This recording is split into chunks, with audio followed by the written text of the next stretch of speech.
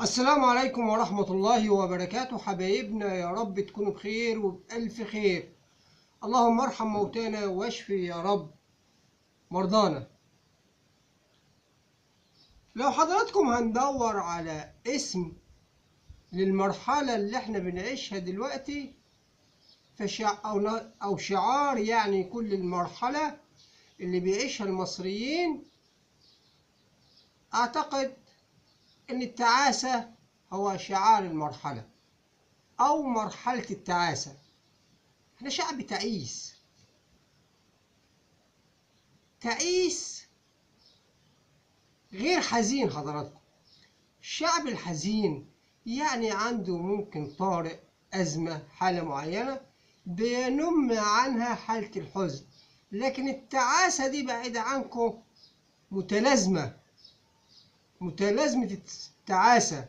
شعب تعيس، بائس، فاقد للأمل. التعاسة بقت جزء من شخصيته.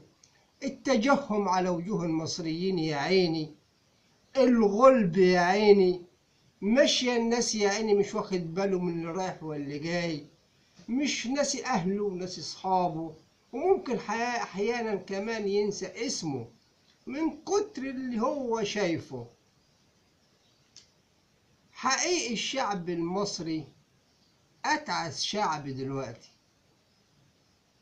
حد يقول لي انقطاع الكهرباء هو السبب؟ هي جت بس على حضراتكم على انقطاع الكهرباء.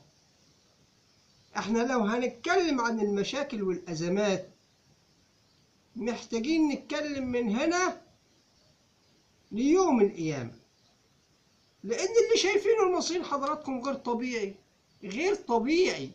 مفيش بني آدمين تتحمله. هو ايه اللي بيحصل؟ اللي معاه مزرعة فراخ يا عيني الفراخ ماتت. اللي بيذاكر في الثانوية يا عم يا عيني مش عارف أصلا ينجح ولا لاقي كهرباء ولا لمبة يذاكر عليها. اللي عايز يتغدى أكلة كويسة مش معاه فلوس يجيب كيلو لحمة. اللي عايز يروح مشوار يقضي مصلحة واقفة. اللي عايز يتعالج عند الدكتور مش معاه فلوس يكشف، ونلاقي فلوس الكشف مش هيلاقي الدواء في السوق. اللي معاه بطاقة زراعية عايز يجيب سماد من الجمعية الزراعية، مفيش كيماوي، مفيش أسمدة. هو في إيه في البلد؟ تقولوا لنا حضراتكم إيه اللي بيحصل؟ يعني أي دولة محترمة أو حتى شبه محترمة بتعمل على راحة ناسها، إلا إحنا العكس. يمين يا مواطن نقول حاضر، شمال يا مواطن نقول حاضر، والمحصلة مش زيرو، أندر زيرو، تحت الصفر. مش كده وبس، ده أحمال وأعباء وعذاب. الناس كلها يعني بتصرخ، انتوا فين يا ناس من اللي بتحصلوا اللي بتعملوا الحكومة؟ ويطلع المثقفين، يا عيني على المثقفين بتوع بلدنا، يا عيني على مثقفين مصر، يا عيني على الإعلاميين، الأستاذ أحمد موسى والأستاذ مصطفى بكري. الأستاذ مصطفى بكري أحب أبشر حضرتك يا عمي ما تنفعش تكون وزير.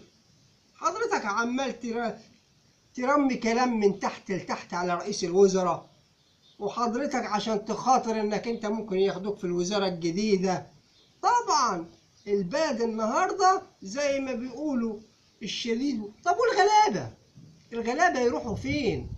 اعلام كاذب وفشل في الاداء، والمواطن الطحن. ادفع يا مواطن. المواطن معلش حاجة النهاردة غير ان هو يدفع بس، يدفع لحد ما اتنحى الوبر ومفيش حيلته حاجة، وما خدش حاجة، لا تعليم ولا صحة ولا سماد ولا أكل ولا شرب ولا أي حاجة. أظن محتاجين نتوقف. الله يكون في عوننا احنا، الله يكون في عون الشعب.